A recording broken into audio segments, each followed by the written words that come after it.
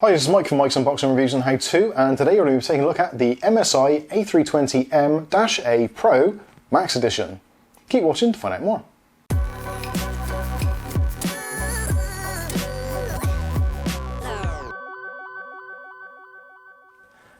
Okay, so today we're going to take a look at a massively cost-effective motherboard from MSI. This is the A320m-a PRO MAX Edition. Now, the upgraded version of this, the MAX Edition, is basically to counteract the problems that AMD have had with their CPUs.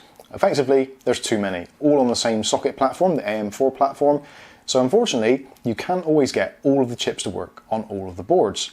So MSI and other vendors have increased the size of the BIOS chip to allow all of those SKUs to be added to the BIOS. So with this board, you should find that once you've got your processor, got it all installed, it should fire up straight away without the need to backdate BIOSes or have an updated BIOS, all those kinds of things. Now obviously that will change. This video is being recorded in January 2020, so obviously if you're watching this later and AMD have released new processors, then you may still need to update your BIOS. There will be a link in the video description to the latest BIOS files to tell you which processors are compatible, etc, etc. So if you need any information, click on the links below. So this board, as it stands at the moment, is compatible with all AM4 processors from the Ryzen 3 1200 right the way up to the heady heights of the Ryzen 9 3950X. Now obviously, I wouldn't necessarily recommend pairing this particular board with that processor. If you're spending that kind of money on a processor, then hey, why not treat yourself to a slightly more high-end board? But technically, this will work with it and will work absolutely fine. It has been validated by MSI and is compatible to work. But where I feel this board actually does serve a really good purpose is in anywhere up to around about the 65 watt mark. So anything up to a Ryzen 5 3600 will be absolutely perfect combined with this motherboard. Now, at the price point at the moment, this at the moment is retailing in the UK for £42.98 on Amazon, which I think is a phenomenal price. Obviously, do check the links below, prices will fluctuate. But essentially, this is a really budget board that will allow you to get a system up and running. And if you're on a particular budget, say for instance you've got, I don't know, maybe £150 to £200 to spend on a motherboard and processor. With this, if you're spending around about £40 to £50 on the motherboard, that leaves you £150 to get a processor. So you could splash out and get a Ryzen 5 3600, or alternatively, if you wanted to go the other way around it, you could maybe get a Ryzen 5 1600 for around about the £100 mark, then spend £100 on something like a Tomahawk Max board, and arguably you'll have pretty much the similar performance, although the Ryzen 5 3600 will be the better performer, but you won't be able to overclock it on this chipset. So again, it swings and roundabouts, and it depends where you want to spend your money and where you see value actually in your system. But anyway, that's enough waffling on about that. Let's take a look at the box, we'll take a look at the motherboard, and we'll have a discussion about where I think this fits in the market. So looking at the box first of all, as it says on there, MSI A320m-a PRO MAX. It's also got the certification on the bottom, so this is really important. If you're building a newer system with the Ryzen 3000 series, you want to be looking for this on the board. So this says AMD Ryzen 3000 desktop ready. If you're looking at getting a 3000 series chip, make sure it's got this on the box. Now one thing to bear in mind, obviously if it has the 3000 desktop ready version on it, you can pretty much guarantee it's going to work with the 2000 series and the 1000 series straight away, so no issues there. Now as you can see, it's also the A320 chipset, which is an entry-level chipset and does come with its limitations, but again, as I said, this will work with pretty much every AM4 processor on the market currently. So depending on what your expectations are or what your plans to do with the system, this may or may not hinder you. So on the side of the box, we've got the logo again for the motherboard. Also, we've got the supported chips. So we've got A series and Athlon X4 chips. We've also got first, second and third generation AMD Ryzen chips.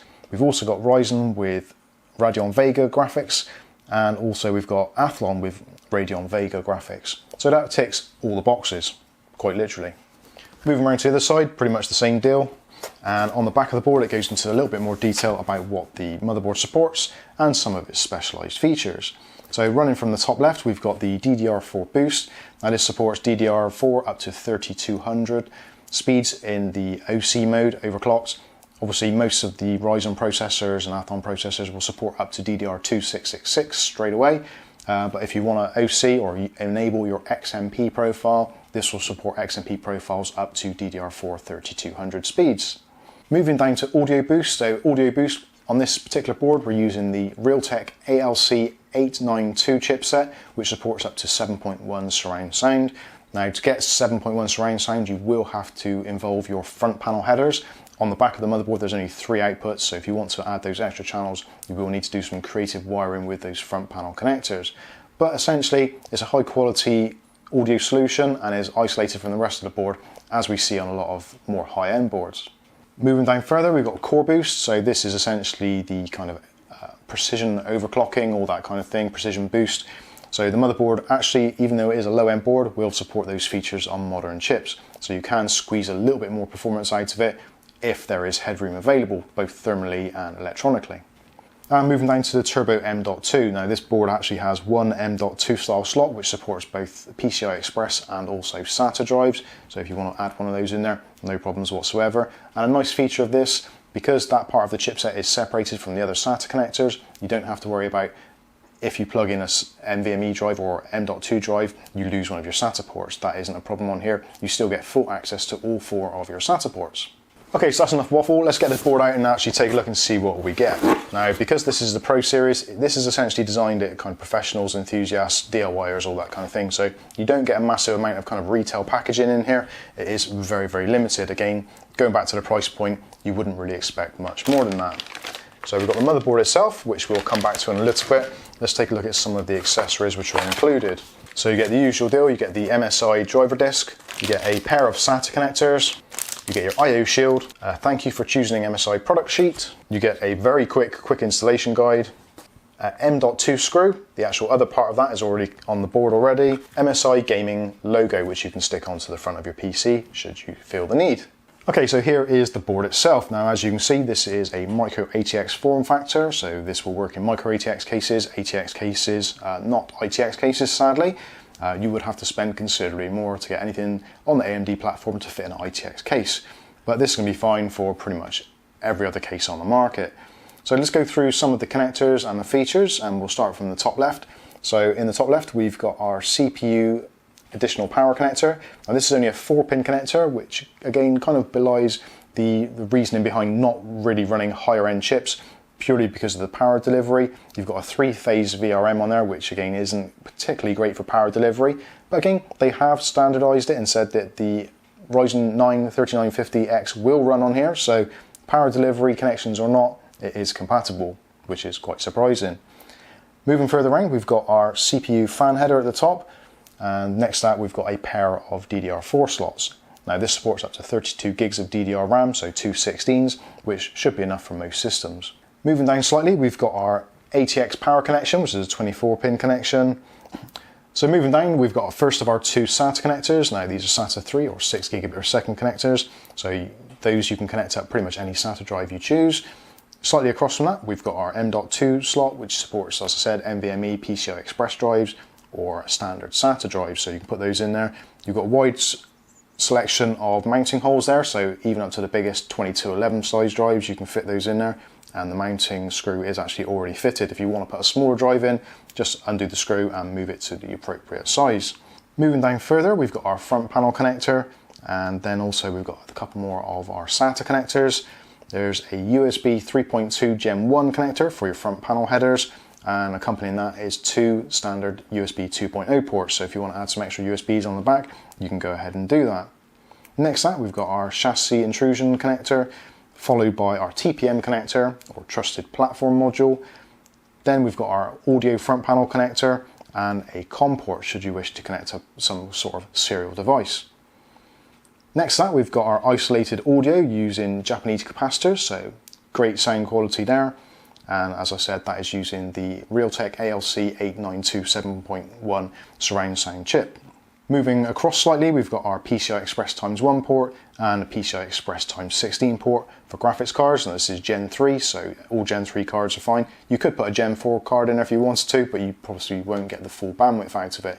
But these days, most setups aren't really pushing the PCI Express x4 to its limit anyway, so that should be fine. Again, due to the kind of low-priced entry-level board that this is, I can't imagine many people putting sort of 2080 Ti's and that kind of thing on this particular board. Although, again, you can do if you wanted to.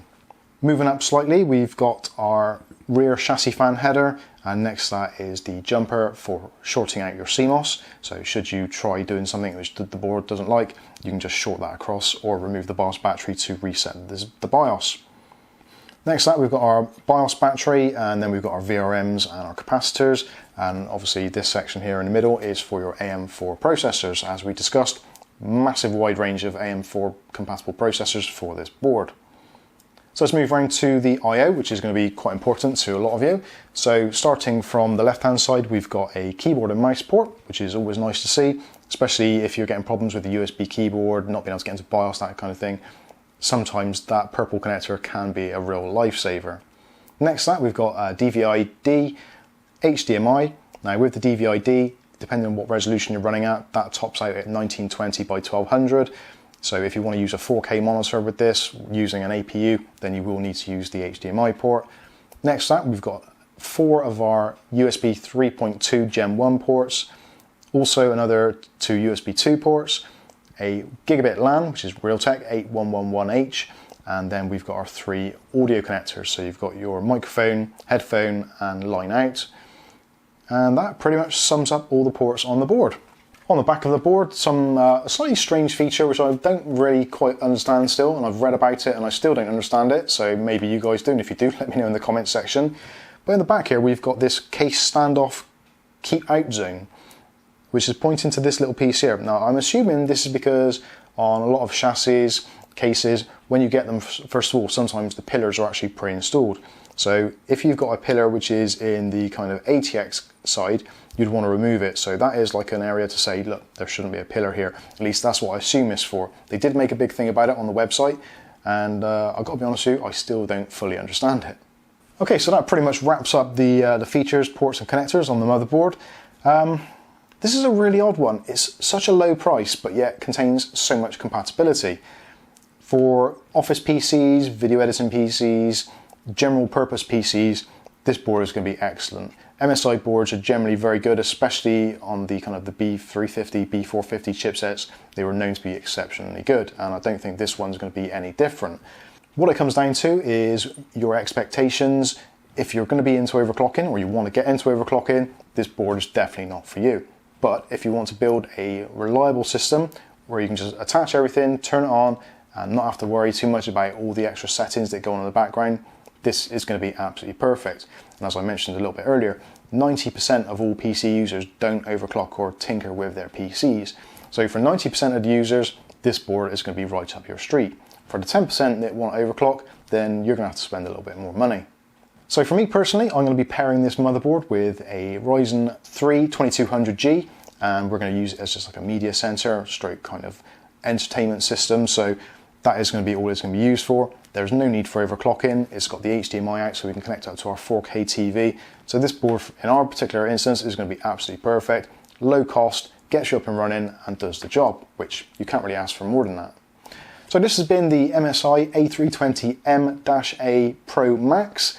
I've been Mike. This is Mike's Unboxing Reviews and How To, and hopefully we'll catch you in the very next video. Thanks for watching.